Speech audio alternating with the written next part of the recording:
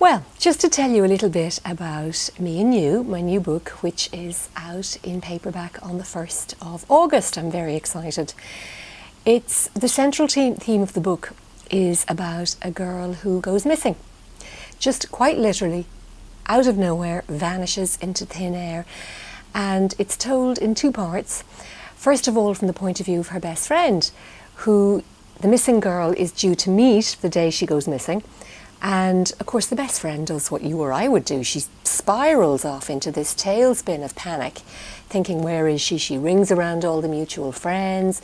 She rings, no one's seen her. Everyone's going, no, we thought she was with you. So the police get involved, the search escalates, and it's a complete mystery.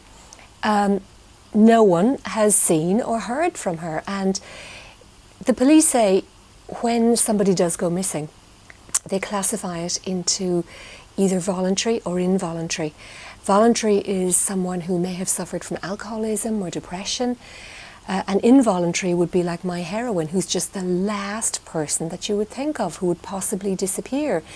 So the first part of the story is about my heroine and the missing girl's boyfriend, who together sort of lead this search, and it's just dead ends everywhere. So it's sort of a mystery story. I was inspired a bit by The Lady Vanishes, the Alfred Hitchcock movie. Just everywhere they turn, nothing. You know, it's like she has just disappeared off the face of the earth. Part 2 starts 2 years later, and it's from the missing girl's point of view. And I don't want to give away the twist, but we learn why she had to disappear when she did, and more importantly, why she has never gone back since. But then her circumstances radically change, and again, no spoilers, but she discovers something which means she has to all of a sudden go back home after 2 years. However, there's a twist. In the meantime, her then boyfriend, who she was virtually almost engaged to 2 years previously, and her best friend, because when people go missing, it can almost be like a bereavement. I had to do a lot of research into this, and the two of them just grow closer and closer and closer. And when the missing girl comes back, she discovers that they are now a couple. So a sort of mystery story turns into a love triangle. And I am not telling you anymore because I'll give too much away. But I hope you enjoy it. I had a great time writing it, and I really hope readers enjoy it.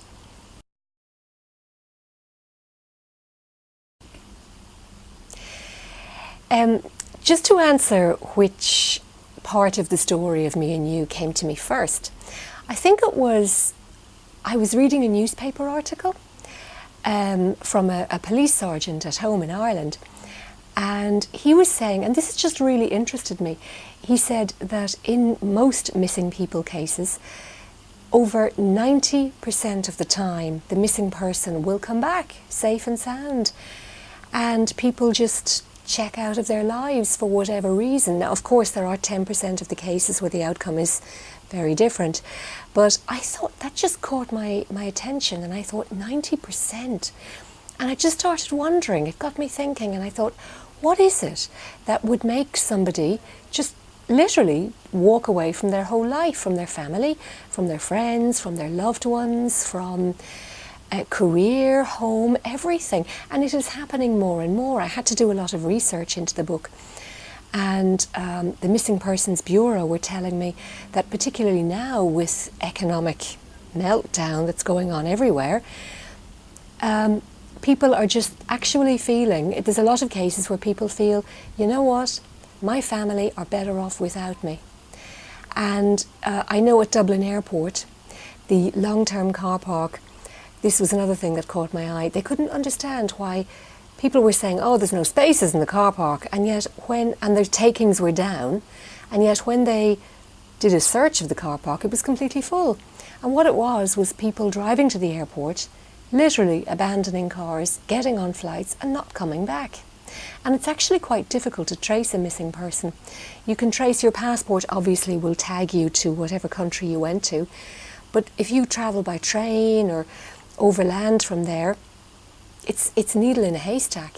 So that just intrigued me, and I thought, I just got thinking, what would be the circumstances that a heroine might have a very happy life, everything to live for, great boyfriend, great job, everything going for her, and a very jovial, upbeat person, the last person you would think of who would ever do something like this. What would be the circumstances that would make a character like that have to run? And then, even more intriguingly, what would make them have to come back? Can't tell you any more though.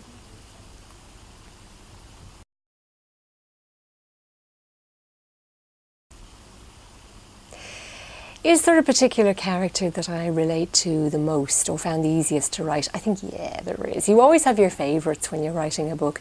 And because Me and You is written from, I've got two separate heroines, but the one that sort of captured my heart was Angie, who begins the story, and she's the best friend of the missing girl who ultimately ends up in a love triangle, on the wrong end of a love triangle.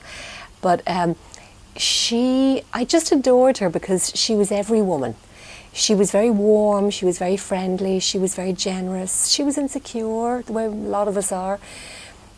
She was going through a really bad time in her life at the start of the book. She had lost her job. Her boyfriend and herself had broken up, and they'd been together for quite a while, so she was broke and had to do that sort of humiliating crawl back.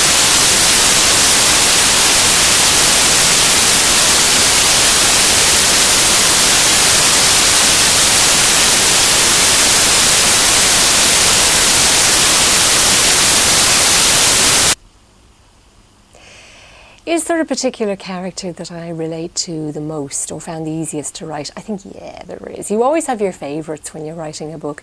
And because Me and You is written from, I've got two separate heroines, but the one that sort of captured my heart was Angie, who begins the story, and she's the best friend of the missing girl who ultimately ends up in a love triangle, on the wrong end of a love triangle. But I just adored her because she was every woman. She was very warm.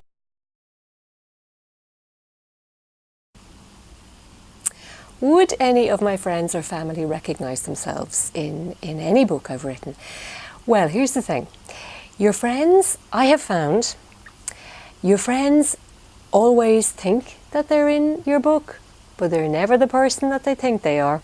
I'll give you an example. I have a pal, a very good pal, and she is maybe 5'2", and she's got very short brown hair and dark eyes and, you know, kind of sallow skin. And there was a heroine in one book I had a while ago who was 6 feet tall, blonde, thin, a model, and she rang me and said, "I know that's me! I know that's me!" And you're going...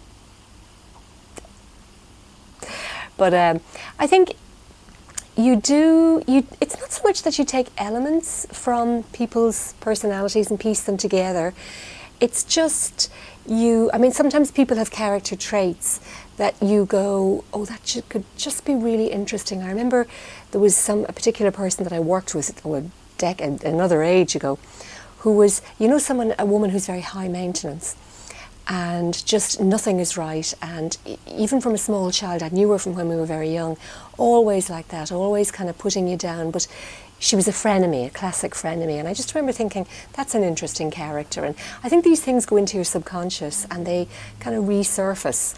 You think, oh yeah, I could pull that out and use this for this. But I, like all writers, I kind of always I'm supposed to always have a bit of a notebook with me to write down, anything that strikes you, but I end up writing things on the back of lottery tickets and Opal fruit packets.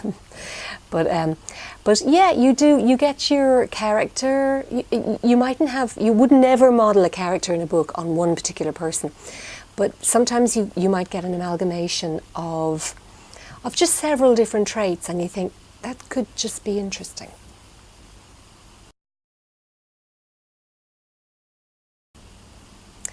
In Me and You, friendships and relationships are pretty much tested to the limit, and that was something that really interested me. I thought, if you had a best friend, and they were almost like a sister They were somebody, they were your closest confidant, they were just your go-to person, they were your right hand.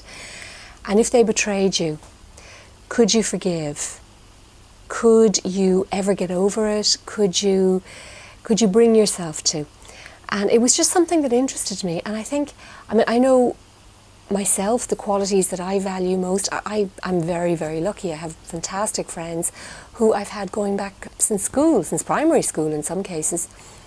And the things that I value most are, well, first of all, honesty. I think old friends, you've got that shorthand with each other that you don't get with people who newer friends that you might have met through work. You can kind of, every now and then you need somebody to go, oh, well, I remember when you were 11 and you did blah, blah, and blah. And it just keeps you grounded in a way. So loyalty, honesty, and I know certainly in a relationship, what I would value hugely, and in a friendship really, I mean, they're not that dissimilar, would be sense of humour. Because I think if you've the ability to find something to laugh at in any situation, I think you can get through pretty much anything. And also generosity, that's an important one too, I feel, both in a relationship and a friendship. And I don't just mean, oh, no, let me get dinner. I don't mean money. It's not so much about money. It's not about material things. It's like a spiritual generosity, if that makes sense. I have found that people who tend to be mean and tight-fisted with cash tend to be emotionally as well. Just beware, I know it's a warning sign for me if I'm in a restaurant with a guy on a date and the bill arrives and he goes, well, now I didn't have peas, but you did, so I think you just think it'll manifest in other ways, it's like a symptom. So generosity of spirit, humour, of course, that's a huge one. Looks in a relationship, looks wouldn't matter to me at all. I mean, I think once someone is attractive to you, it doesn't matter what anyone else thinks, it wouldn't matter to me. But I think with a friendship, generosity, loyalty, and again, humour, the winning combination.